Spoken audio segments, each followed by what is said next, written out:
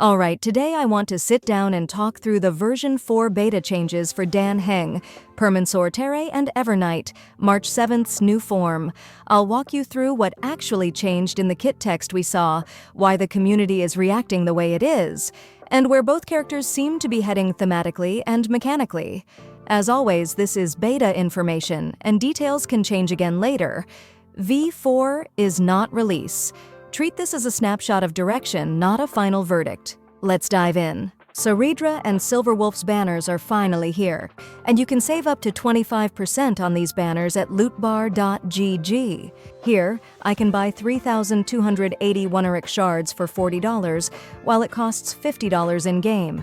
I just enter my UID and select a server. I received the shards right away on my account. Besides Honkai, you can also top up in Genshin. Lootbar has over 100,000 satisfied users and also supports PS5 and Xbox top-ups.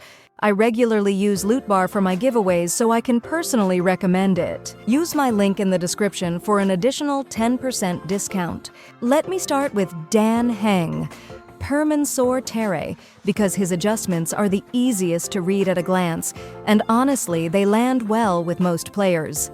His base numbers were nudged in the direction everyone had been asking for.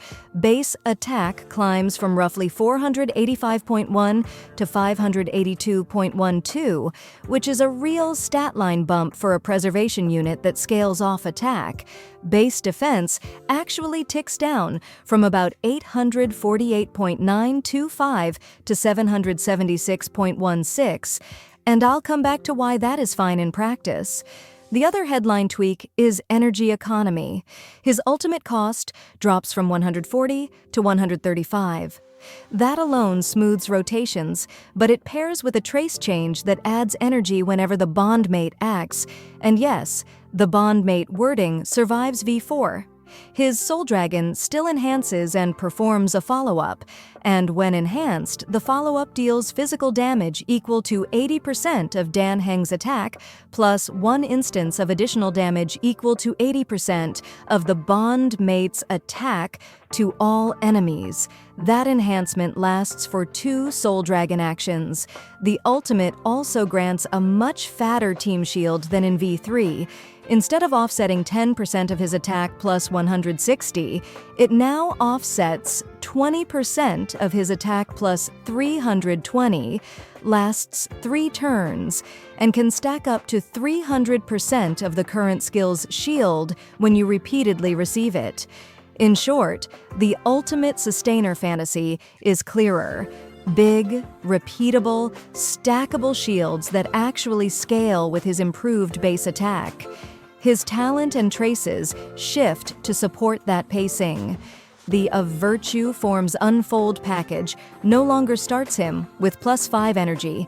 Instead, the passive stat bonuses are plus 28% attack, plus 22.5% defense, and crucially, plus 5 speed in traces rather than the old plus 10% HP. That tiny speed injection matters because it helps him meet more action thresholds without over-investing in pure speed substats, and it works hand in hand with the ultimate's lower cost.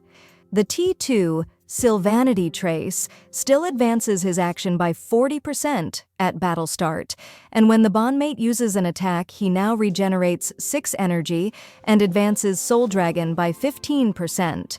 Players are joking that 6 instead of 5 changes everything, but if you've ever been 1 energy short of an ultimate cycle, you know it really can. The net picture is simple: more attack to raise shield values and buff scaling, slightly less defense that doesn't really matter because the shield is thicker, a little speed to keep the engine turning, and a cheaper ultimate so your rotation breathes. Community sentiment reflects that.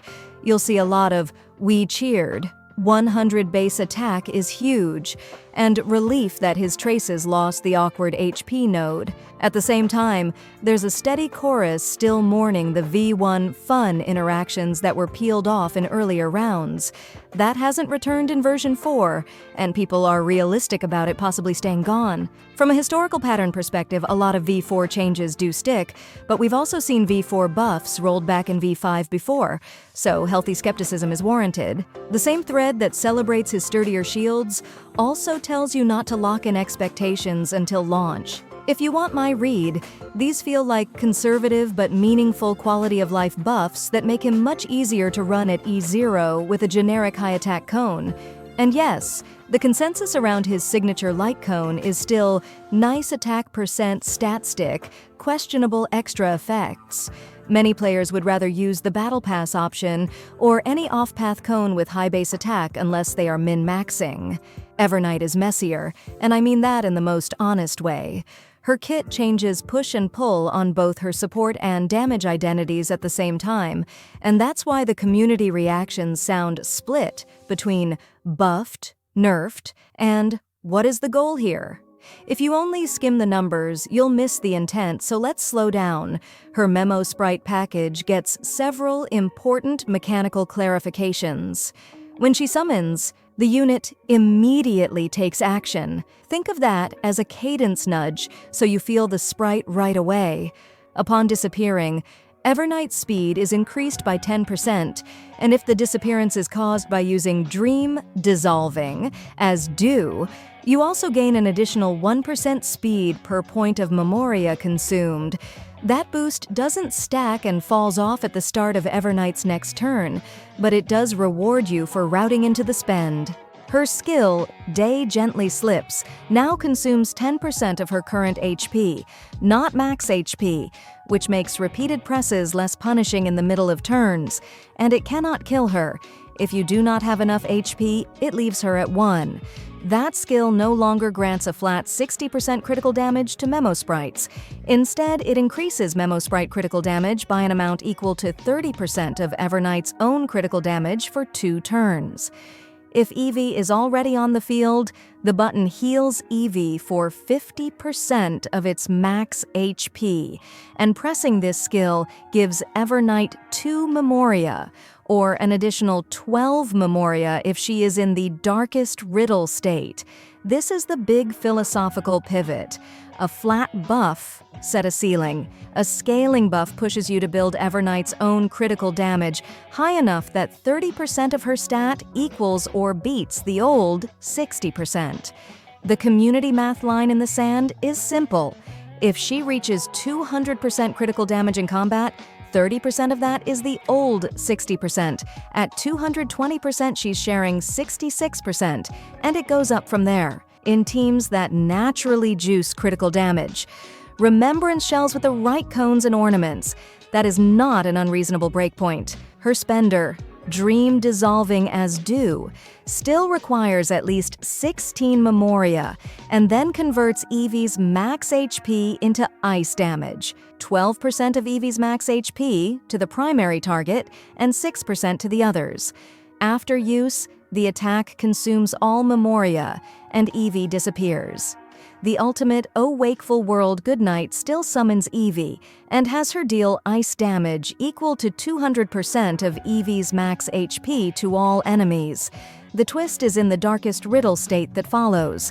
The vulnerability applied to enemies rises to 30% more damage received, up from 24%, while the damage dealt by Evernight and Eevee during this state is listed at 60%, down from 100% in earlier builds. Both are immune to crowd control during the state, and you get 2 Darkest Riddle charges. Each time Eevee uses Do, a charge is consumed. At the start of Evernight's turn, if there are no charges left, she drops out of Darkest Riddle. That's the classic trade people are arguing over. Team benefit up via vulnerability, personal steroid down. So where does total team output land after you also factor in the new critical damage share that scales off her own stat? The honest answer is, it depends on your build and your teammates, which is why live testing at VI5 or release will matter more than any single number in isolation. Her traces lean into the self-drain and Memoria economy. The first major trace raises critical rate by 35% for Evernight and Eevee, but adds a new rider. When using abilities, she consumes 5% of her current HP to increase both units' critical damage by 15% for 2 turns. And after Eevee uses Do, allies recover a skill point. That explicit HP drain interaction is there to feed Memoria mechanics and, yes, to interact with teammates who care about ally HP changes. The third trace adds conditional Memo Sprite critical damage based on how many Remembrance characters are present: 5%, 15%, 50%, or 65% as you move from 1 to 4 Remembrance members while her skill persists.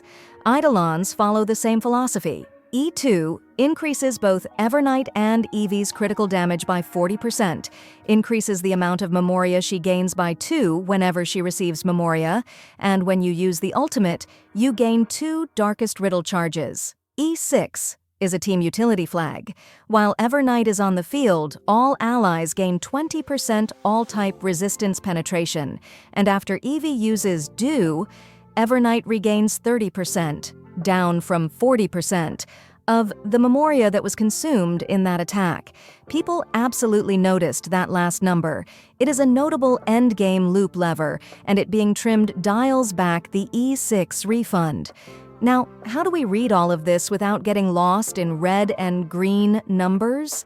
First, embrace that the devs are steering her away from a pure I am the damage identity and toward a support DPS who amplifies Remembrance teams while still cashing in Memoria for meaningful ice damage. Second, accept that her value scales with how high you can push her own critical damage. The kit literally pays you for that. If you land around 200 to 250% in combat, the new share equals or beats the old flat buff, and the team gains additional vulnerability on top. Third, recognize that her added self-drain and the Memoria bump in traces help her charge a Remembrance core that wants that rhythm. Fans of Castorici and even Aglaia, look at this and see faster setups. Players who wanted a brand new hypercarry March feel like the game's mascot got slotted back into a sub-DPS lane. Both reactions are understandable. That's the V4 state of the two big names. If this breakdown helped you sort signal from noise, hit like so more people see it, and subscribe if you want more deep dive, source-based updates as we head toward VI5 and release.